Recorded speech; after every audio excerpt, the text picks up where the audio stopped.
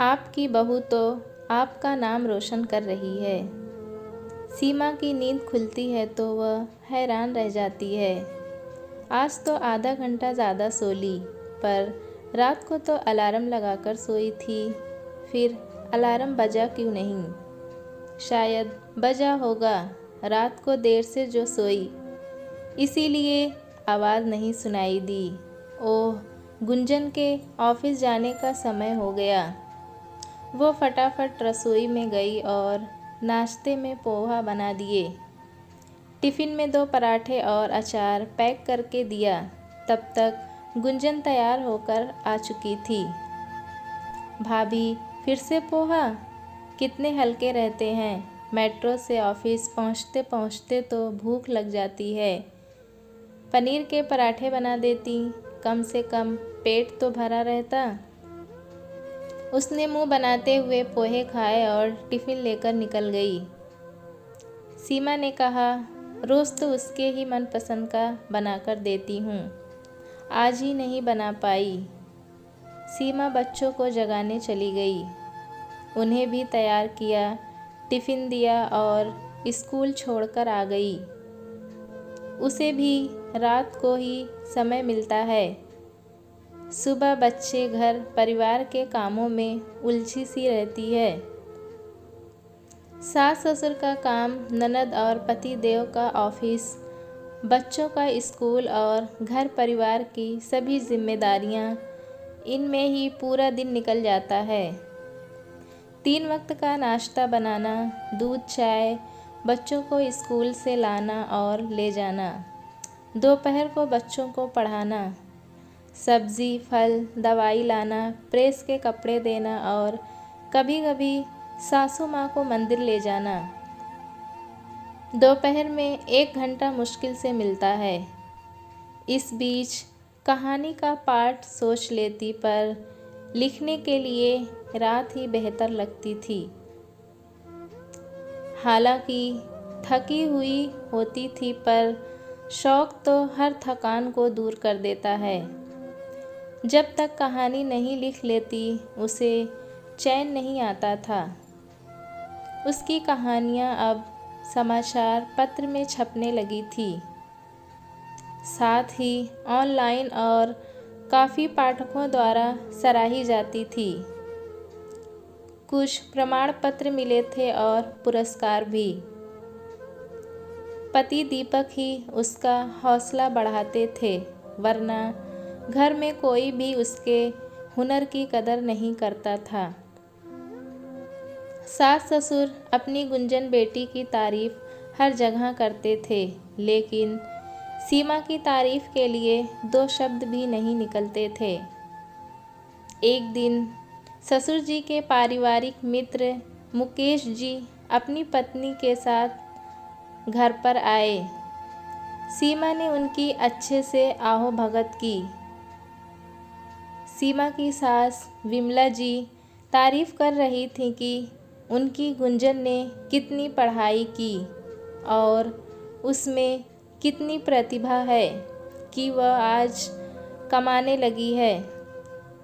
अपने पोते लक्ष्य की भी तारीफ़ की कि इस बार उसने वाद विवाद प्रतियोगिता में प्रथम स्थान जीता है और पोती रिया भी चित्रकला में प्रथम स्थान आई है। मेरे घर में तो सभी प्रतिभावान हैं। तभी रमा जी ने कहा कि आपकी बहू भी तो आपके ही घर की सदस्य है। आपने उसकी ज़रा भी तारीफ़ नहीं की। वह भी तो कितनी प्रतिभावान है। सामाजिक और पारिवारिक विषय पर कहानियाँ लिखती है। मैं तो सीमा की हर कहानियाँ पढ़ती हूँ। इतना बड़ा घर संभालती है, साथ में शौक़ भी पूरा करती है।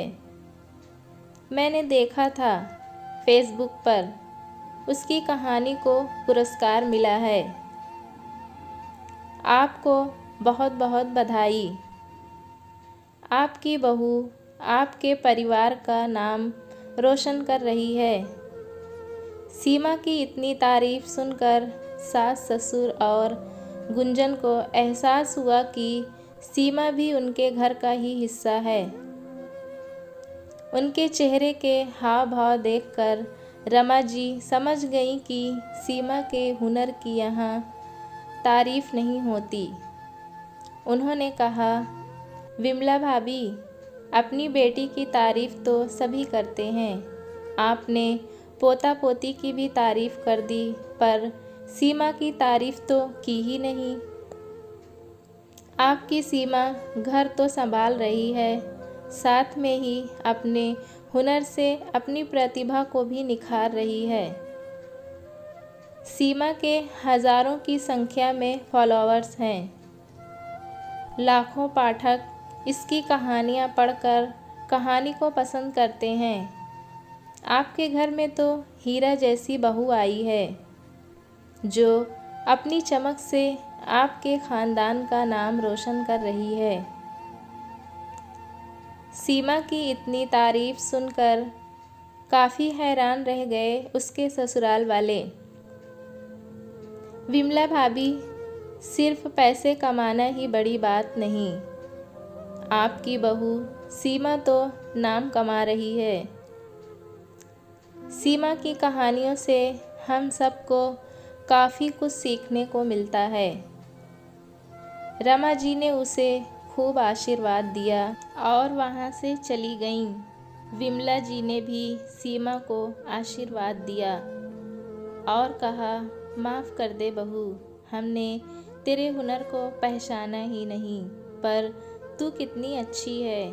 तूने घर के प्रति अपनी जिम्मेदारी निभाई, तभी तो तू आज लेखन के क्षेत्र में इतनी सफल है। तेरा इतना नाम है और तू इस परिवार का भी नाम रोशन कर रही है।